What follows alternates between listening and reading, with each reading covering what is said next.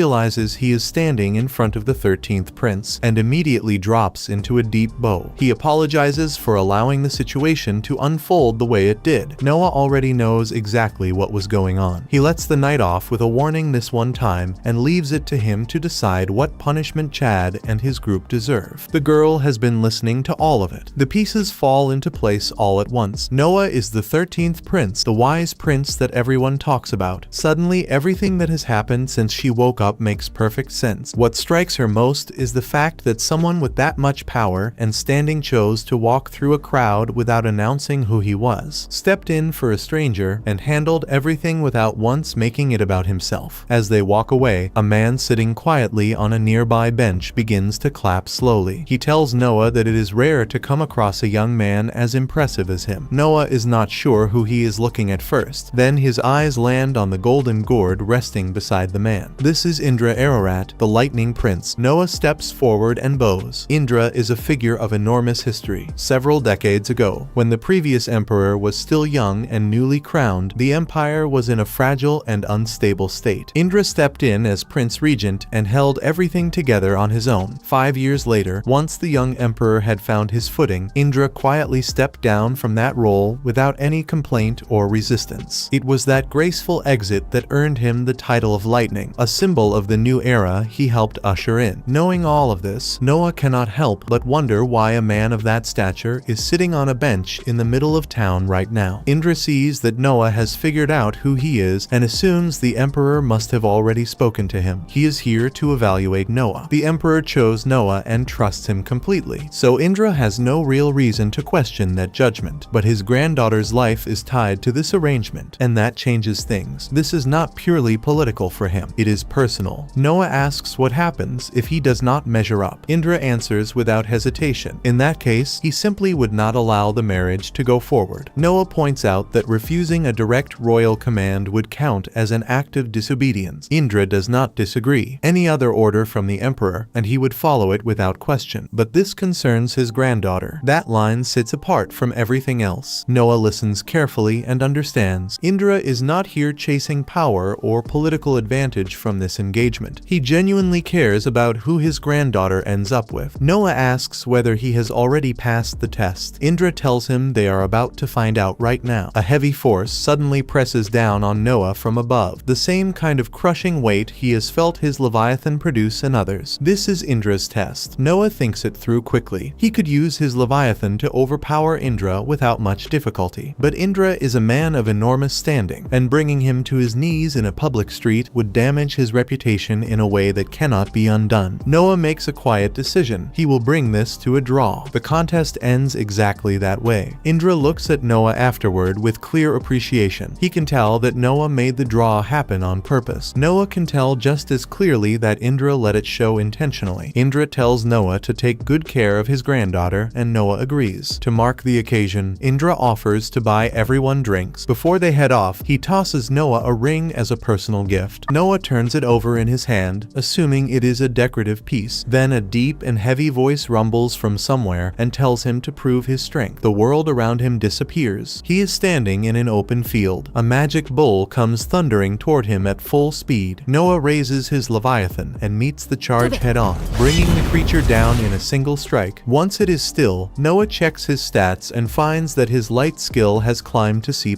Then the bull speaks. It tells him it has surrendered and now belongs to him. The field dissolves and Noah is back in the real world. Indra explains what just happened. The creature Noah faced is known as the Behemoth, and its power grows to match whoever it is bound to. Noah slides the ring onto his finger and picks up a nearby kettle almost without thinking. Indra's eyes go wide. The kettle turns gold in Noah's hand and begins pouring out a shining golden liquid. Indra is visibly shaken. Even at the height of his own power, he was never able to tame the Behemoth. Noah did it almost immediately. Noah then brings out a small version of the Behemoth's form and explains his plan to Indra. He is going to have it fight against his other magic items so it can absorb skills and grow stronger through battle. He summons the Leviathan, Huwawa, and Luthier and lines them up. What happens next catches everyone off guard. It has apparently been 1,000 years since all 4 of these magic items were gathered together in the same place. The moment they are all present at once, a warm and brilliant golden light begins to pour out from all of them at the same time. Noah stares at it, completely unaware of what's going on. Noah suddenly hears the magic items begin speaking. The voices surprise him because he has never heard them before. Even so, he somehow feels that the voices are familiar. One of the voices belongs to Leviathan. Leviathan says that it has been a very long time since all of them gathered together like this. After hearing that, Huwawa comments that Leviathan seems to have taken a liking to Noah. Soon after that moment, Noah suddenly finds himself back in the living world. For a moment, he wonders if what he just experienced was only a dream. However, he quickly realizes that it was real because the villagers heard the voices as well. Many of them believe that the voices must have come from the heavens